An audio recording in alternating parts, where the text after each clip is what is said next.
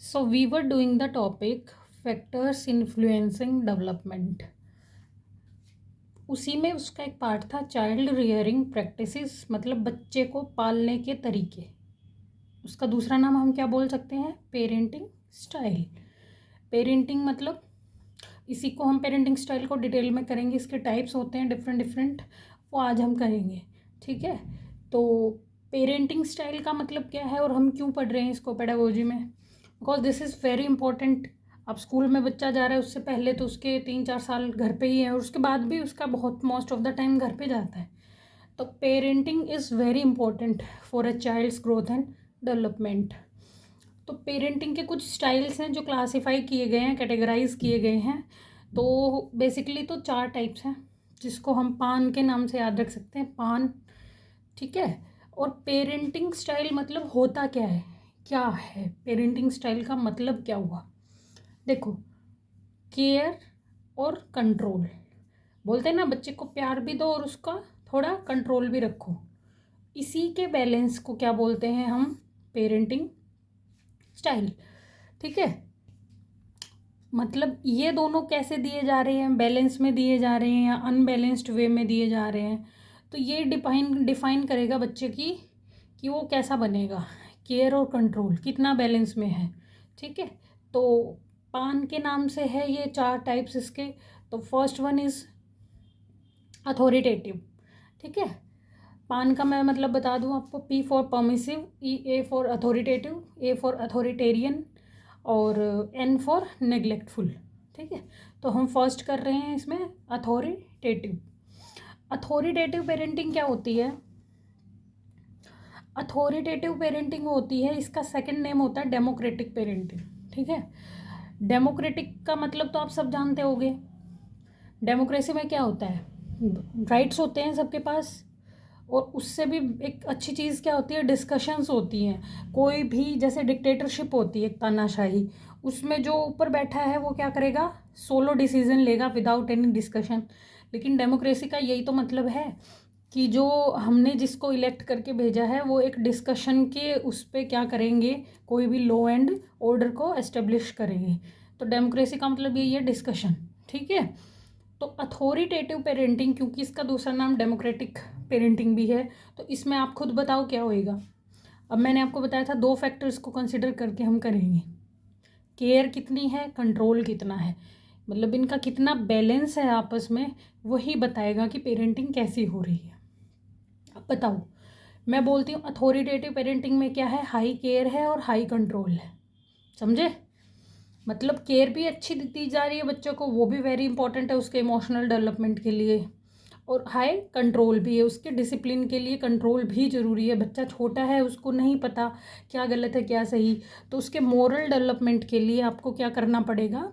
High control दिखाना पड़ेगा। ठीक है, हाई केयर और हाई कंट्रोल जिस पेरेंटिंग में होता है वो होता है अथॉरिटेटिव पेरेंटिंग। दोनों चीज़ें हाई होती हैं। ठीक है, और क्या होता है इसमें?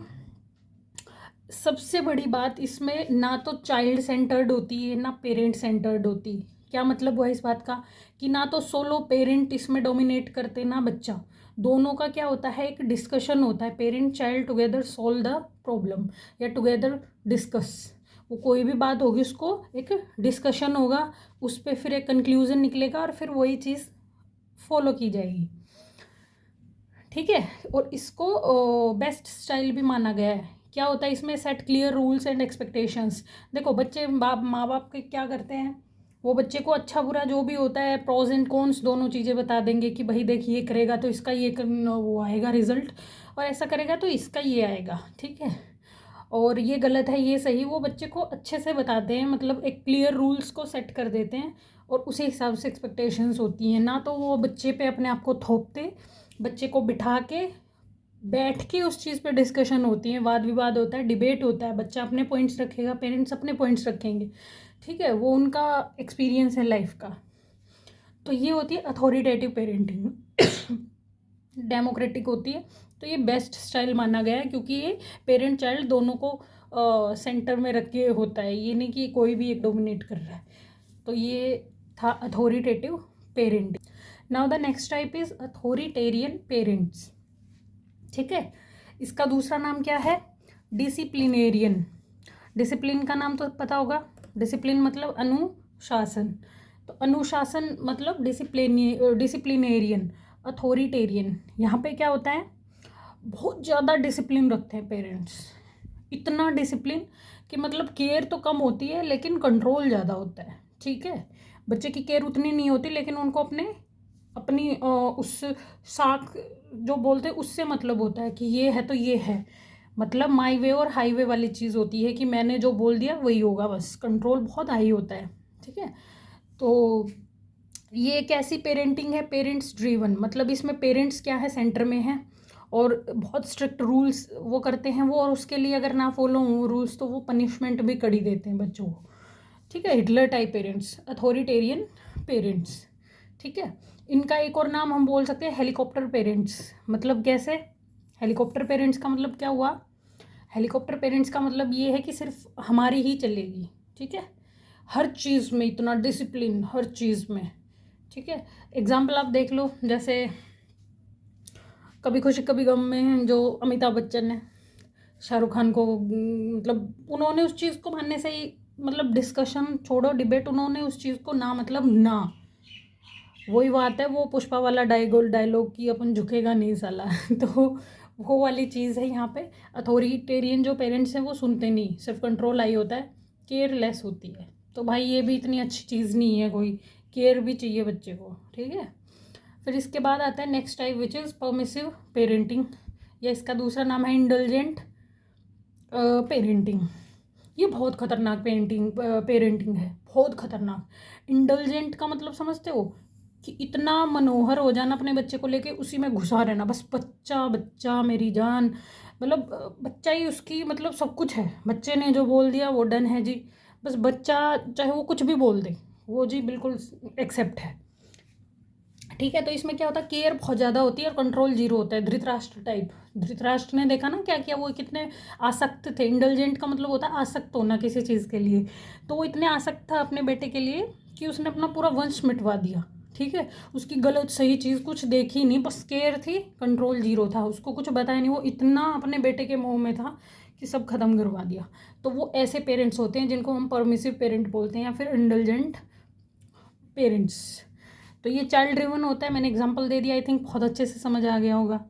और रेयरली गिव्स रूल्स, रेयरली क्या, जीरो के बराबर, रूल्स तो होते ही नहीं, बच्चा जो बोल रहा है कर रहा है, फाइन एंड फिट। ठीक है, तो ये कोई अच्छी पेरेंटिंग नहीं होती। और ऐसे, ये तो मैंने एक एग्जांपल दिया, आप अपने आसपास में भी देखते होगे ऐसे एग्जांपल्स कि बचपन में बच्चों को ऐसी पेरेंटिंग करते हुए गाँव में देखा है। ठीक है, गांव में क्या, घरों में, मतलब मेरा कहने का मतलब है। और फिर वो बड़े होने के बाद कॉन्सिक्वेंसेस देखने को मिलते हैं, क्या होएगा, बच्चा बिल्कुल बर्बाद, बच्चा बिल्कुल आवारा, बर्बाद, ख़त्म। ठीक है, तो वो होती है परमिसिव पेरेंटिंग, जहाँ पे आप कंट्रोल बिल्कुल नहीं दे रहे बच्चे को। फिर आता है इसके बाद fourth type of parenting which is neglectful parenting, या इसका दूसरा नाम आप बोल सकते हो अनइन्वॉल्व्ड पेरेंटिंग।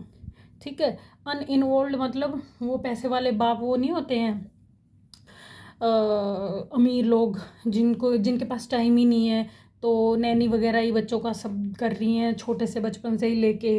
तो वहाँ पे क्या है, पेरेंट्स के पास तो टाइम ही नहीं है, तो केयर वहाँ पे जीरो है और कंट्रोल भी जीरो है। यहाँ पे दोनों ही चीज़ जीरो है ना, उनको फुर्सत ही नहीं है, बच्चों को मिलते तक नहीं होंगे वो कितने कितने दिनों तक, तो उनको पता ही नहीं है बच्चा कर क्या रहा है। हाँ, उनका एक नाम और हम बोल सकते हैं एटीएम पेरेंट्स होते हैं वो, बच्चे ने जितने पैसे देने हैं उनको अब्रॉड भेज दिया, उनको ये कर दिया, उनको अच्छे स्कूल में डाल दिया, सब करेंगे अच्छे से अच्छा, पैसा गाड़ी नौकर चाकर सब उनके आगे पीछे हैं।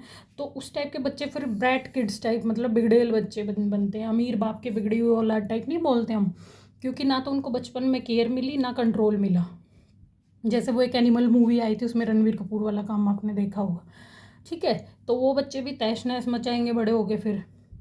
तो बच्चों को वो लिटिल गाइडेंस देते हैं, क्यों, मिल ही नहीं पाते बेचारे, केयर है ना कंट्रोल है, तो गाइडेंस तो देंगे ही कहाँ से, वो अपनी ही दुनिया में इतने बिजी हैं पेरेंट्स। तो जब भी तो अनइन्वॉल्व हैं तो लिटिल गाइडेंस ही होगी वहाँ पे। Indifferent to child socio emotional and behavioural needs, बच्चे की जो भी सोशो इमोशनल या कोई भी बिहेवियरल नीड्स हैं उनसे वो इतने अनजान, इनडिफरेंट का मतलब इतने अनजान होते हैं, उनको पता ही नहीं होता। ठीक है, तो ये होती है नेग्लेक्टफुल पेरेंटिंग। तो ये भी खतरनाक है अपने आप में, आपने देखा, ठीक है।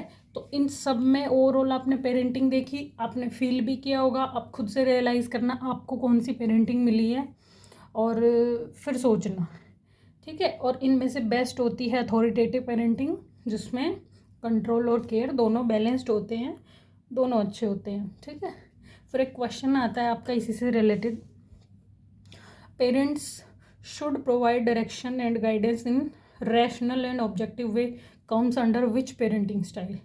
कि बच्चे को गाइडेंस और डायरेक्शन देनी चाहिए एक रैशनल और ऑब्जेक्टिव वे में, एक तरीके से, एक ढंग से। ये कौन से पेरेंटिंग स्टाइल में आएगा? ऑब्वियसली मैंने बताया जो बेस्ट पेरेंटिंग स्टाइल है, authoritative parenting. So this is the topic of parenting style.